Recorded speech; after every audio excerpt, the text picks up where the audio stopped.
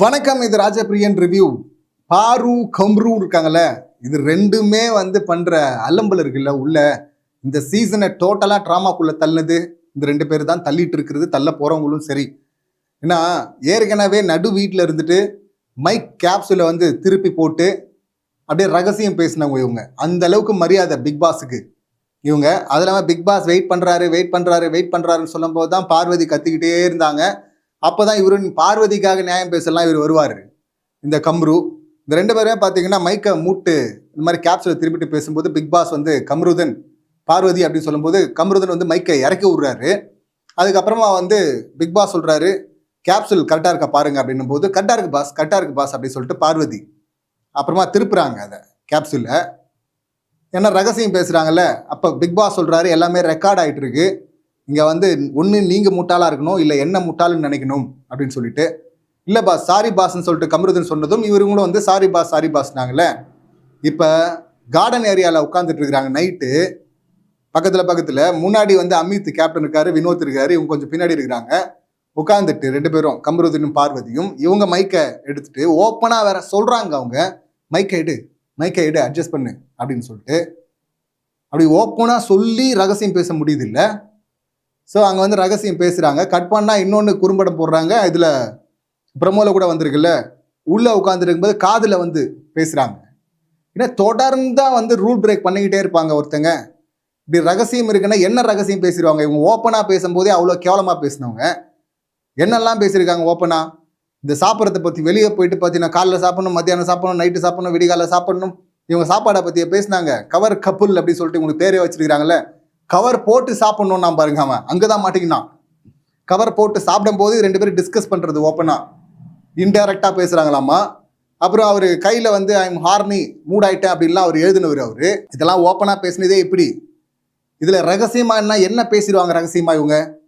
நேற்று என்ன பஞ்சாயத்து வந்தது, அந்த ட்ரையாங்கல் திரும்ப அந்த பஞ்சாயத்து தானே லைட்டா வருது, அரோரா வெர்சஸ் கம்ருதன் அப்படின்னு. இப்போ அந்த கேமை தான் இப்படி ஆடுன்னு சொல்லி கொடுக்குறாங்களா. இப்படியெல்லாம் நீ பண்ணன்னா, ஏன்னா சாண்ட்ரா ஆல்ரெடி சொல்லியிருக்கிறாங்க கம்ரு பார்வதியால தான் அரோரா உள்ள இருக்கிறா, அந்த கண்டென்ட்டால தான் அப்படின்னு. இப்போ அதை மைண்டுக்கு ஏற்றிக்கிட்டு இப்போ அந்த கேம் ஆடுன்னு சொல்லி கொடுக்குறாங்களா. கேமுன்னு பார்த்தா அதை தான் ஆட சொல்லணும், வேற எதுவும் பஞ்சாயத்து இல்லை. ஏன்னா ஓப்பனாக பேசிட்டு போகலாமா, இதுவும் ஸ்ட்ராட்டஜி அப்படின்னு சொல்லிட்டு அதுதானே இதுவரையும் பண்ணிட்டு இருந்தாங்க. இப்போ ரகசியமாக என்ன பேசுகிறாங்க. இப்போ சாண்ட்ரா கிட்ட இவங்க சொல்லும் போது ஹாட் சீட்டில் பிரஜன் சாண்ட்ரா எஃப்ஜே இருக்கும்போது நான் ஏன் பிரஜன் போவாருன்னு சொன்னேன்னா ஆனஸ்டாக சொல்லட்டுமா அப்படின்னு சொல்லிட்டு ஒன்று சொல்கிறாங்க. அது ஒரு நல்ல அப்சர்வேஷன் தான். அது பார்வதி பண்ணியிருக்கிறது சொல்கிறதும் சரி. இந்த வீட்டுக்கு ஏதோ ஒரு வகையில் ஒரு கலரை நீ ஆட் பண்ணுற, மதரா வைஃபா, இந்த பூண்டெல்லாம் உரிச்சு போட்டு கேமில் கேயாஸ் கிரியேட் பண்ணி இப்படியெல்லாம் பண்ணுற, உனக்கு பல ஃபேஸை காட்டுற, டெப்த்தாக இருக்குது. அதே போல் எஃப்ஜே அவன் லவ் கண்டென்ட்டு, சிங்கிங்கு, வடலப்பையன் அப்படின்னு சொல்லிட்டு அவன் ஒரு கலர் காட்டுறான், ஆட் பண்ணுறான். ஆனால் பிரஜன் அந்த அளவுக்கு டெப்த்தாக போகல. அதனால தான் நான் பிரஜனை சொன்னேன் வெளியே போவாருன்னு அப்படின்னு சொல்லிட்டு சொல்கிறாங்க. சரியாக புரிஞ்சு வச்சுருக்காங்க கேமை. இது ஒரு வகையில் சரியான அண்டர்ஸ்டாண்டிங் தானே. அப்போ அந்த அண்டர்ஸ்டாண்டிங்லேருந்து பார்க்கும்போது நீங்கள் ரகசியம் பேச வர்றது என்ன ரகசியம் பேசுகிறீங்க. ஒன்று கேமை பற்றி பேசணும், இல்லைன்னா இது காஜியை பற்றி பேசணும். காஜியை ஓப்பனாக பேசுகிறீங்க, ஓப்பனாக கையில் எழுதிக்கிறீங்க. அப்படி இருக்கும்போது இதில் என்ன ஸ்மோக்கிங் ஜோனுக்கு ஒன்றா போகலான்னு சொல்லிட்டு ஓப்பனாக பேசிட்டு தான் போகிறீங்க. ஸோ எல்லாமே ஓப்பனாக பண்ணுறீங்க. அப்படி இருக்கும்போது அதை தாண்டி ரகசியம் பேசுகிறீங்கன்னா என்ன ரகசியம் பேசுவீங்க. இவங்க என்ன கருவும் மாதிரி பேசிட்டு போட்டோம், அது வேற. இது மற்ற கண்டஸ்டன்ஸ்லாம் ஃபாலோ பண்ணுறாங்கல்ல, இது ரொம்ப மோசமாக இருக்குல்ல. இப்போ பிக் பாஸ் பனிஷ்மெண்ட் கொடுக்குறேன் அப்படின்னு சொல்லிட்டு பார்வதி கம்ருதன் இவங்களுக்கு பனிஷ்மெண்ட் கொடுக்கணும். இவங்க தொடர்ந்து ரூல் பிரேக் பண்ணிட்டு இருக்கிறாங்க. வான் பண்ணதுக்கு அப்புறமும் என்ன முட்டாளா நினைக்கணும், இல்லை நீங்க முட்டாளா இருக்கணும்னு சொன்னதுக்கு பிறகும் தொடர்ந்து ஒன்று ரெண்டுன்ட்டு நம்ம காட்டுறது 2 முறை அடுத்து அப்படி பண்றாங்கன்னா இவங்க என்னவா மதிக்கிறாங்கன்றது ஒன்று. இதுக்கு பனிஷ்மெண்ட் கொடுக்குறேன்னு சொல்லிட்டு வீட்டில் இருக்கிற எல்லாருக்கும் தண்டிக்கிறேன் அப்படின்னு சொல்லிட்டு பால் முட்டை எல்லாத்தையும் எடுத்துட்டு போய் வச்சிருக்காங்க ஸ்டோர் ரூம்ல அப்படின்னு சொல்லிட்டு பிடிங்கிட்டாரு. அது ஒரு லக்ஸரி மாதிரி இல்லைங்க பிக் பாஸ் வீட்டில். அதை பிடிங்கிட்டாரு. விக்ரம் அங்கே கலாய்க்கிறாரு, எல்லாரும் எவ்ரிபடி கிளாப் அப்படின்லாம் சொல்லிட்டு. இன்னும் கழுவியும் ஊற்றணும் இந்த 2 பேரை. ஆனால் இது ஏன் பண்ணுறாரு பிக் பாஸ், உள்ளே குத்தணும் அப்படிங்கிறதுக்காகவா. இவங்களுக்கு குத்துமா அது. இவங்க ட்ராமாக இதுங்க.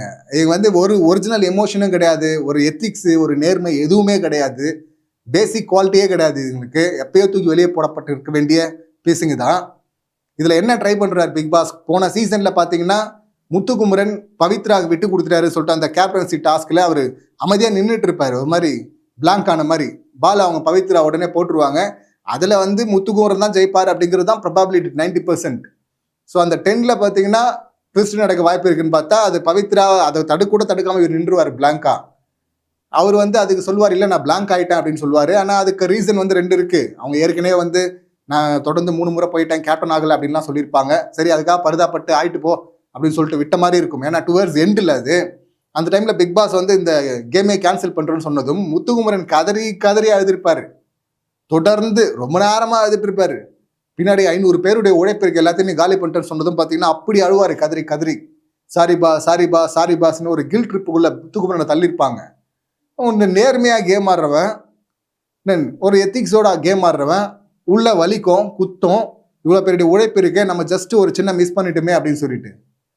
ஆனால் இவங்களுக்கு அதே போல் வந்து உள்ள குத்தி, ஐயோ எல்லாருக்கும் இங்கே சாப்பாடில் வந்து இப்படி பண்ணிட்டாமே, நம்மளால தானே இது நடந்துச்சு, அதனால வந்து நம்ம அழுவோம் பாஸ் ப்ளீஸ் பாஸ் அப்படின்னு சொல்லிட்டு கதறி அழுது அப்படியே கார்டன் ஏரியாலாம் தண்ணி ஃப்ளட் ஆகி அதுக்கப்புறம் பிக் பாஸ் இறக்கப்பட்டு போனா போகுது அப்படின்னு சொல்லிட்டு கொடுக்கணும்னா அவரு மற்றவங்கள பார்த்து பரிதாபப்பட்டு மற்றவங்கெல்லாம் வந்து இதில் போய் குத்தி கீழ்ச்சிட்டுமா முடியுமா இந்த 2 பேரை? அவங்க வந்து அழுது சரி அழாதீங்கடா அப்படின்னு சொல்லிட்டு அப்படிதான் இருந்து கொடுக்க முடியும். இப்போ இவங்க எப்படி வந்து கில்ட் ட்ரிப்புக்குள்ள போவாங்க? இவங்களுக்கு என்ன கில்ட் இருக்கு? முதல்ல நான் நேற்று எபிசோட்லேயே சொன்னேன், நீங்க வந்து கம்ருதன் அரோரா இவ்வளோ தூரம் எக்ஸ்ட்ரீமா பிரச்சனை, குத்தி கொலை பண்ற, நீ வந்து கொல்ற, இவர் வேர்ட்ஸால நீ வந்து சேடிஸ்டா அப்படின்லாம் சொல்ல, இவர் வந்து என்ன ஜட்ஜியை திருப்பி கொடுக்கணுமா? அதுக்கு எல்லாம் வந்து ஹெவியா வார்ன் பண்ணும். கமல் சார் தான் போட்டு பொழந்திருப்பாரு. அப்படி பேசுறாங்க, பேசக்கூடாதெல்லாம் பேசிருக்கிறான், எல்லாம் பேசிட்டு கேமுன்னா கடைசியில் பார்த்தீங்கன்னா வந்து பேசுறாங்க. அப்புறம் பார்த்தா உடனே பெட்ல உட்காந்து தடவிட்டு இருக்கு. மறுபடியும் பிக் பாஸ் வந்து கூப்பிடுறாரு, கம்ருதன் வாங்க அப்படின்னு. அப்ப அரோரா இன்னும் அவரு மட்டும் கூப்பிடுறீங்க, என்ன சொல்ல மாட்டீங்களே? பார்த்தீங்களா?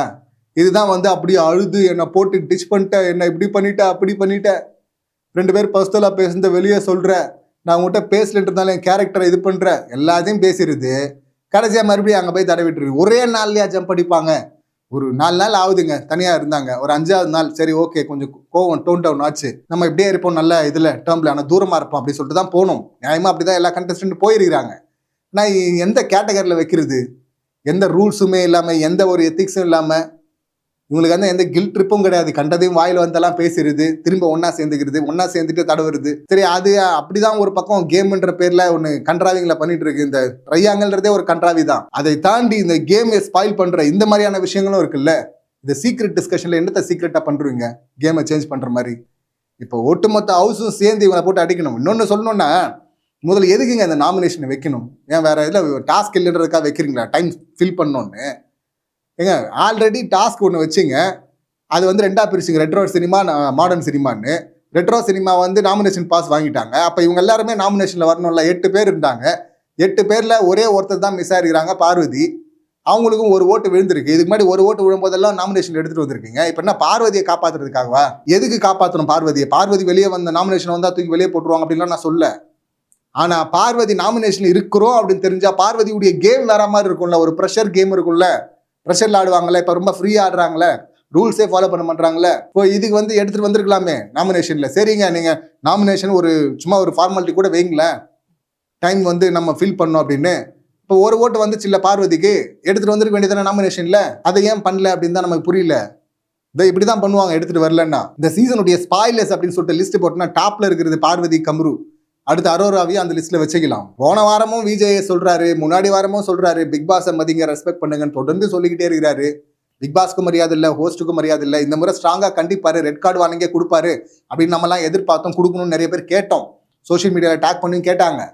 அது அப்படியே விட்டு போனதுனால இப்போ எந்த லெவலுக்கு போயிட்டு இருக்கு பார்த்தீங்களா? இப்பயும் கேட்கலன்னா இது அடுத்த லெவலுக்கு மறுபடியும் போகும். இது என்ன கேமுக்கான ஒரு ரெஸ்பெக்ட் இருக்குது, அது மொத்தமாக காலி ஆகுது இல்லை.